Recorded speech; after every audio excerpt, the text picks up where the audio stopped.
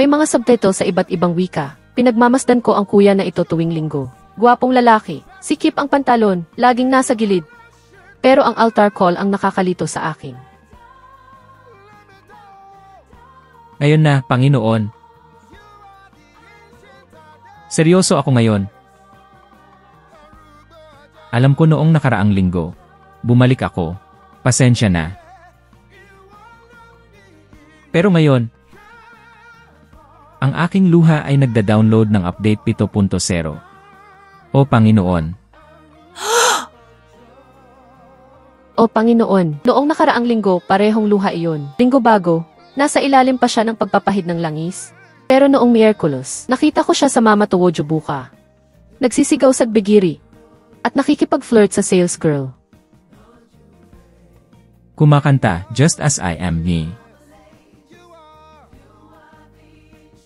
Lagi akong naantig ng kantang iyon. Kailangan kong tumugon, kailangan kong lumabas. Kahit ang pastor, inaasahan na lalabas ako. Sa altar call. Kailangan kong pumunta. Hindi ako nang husga. Pero ang pagbabago, hindi choreography. Kung ang altar call mo ay lingguhang subscription, baka ang kailangan mo ay disiplina, hindi lang palabas.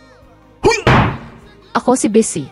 Ang pagsisisi, hindi lingguhang drama, kundi araw-araw na desisyon. Ang bagong episode, lumalabas buwan-buwan.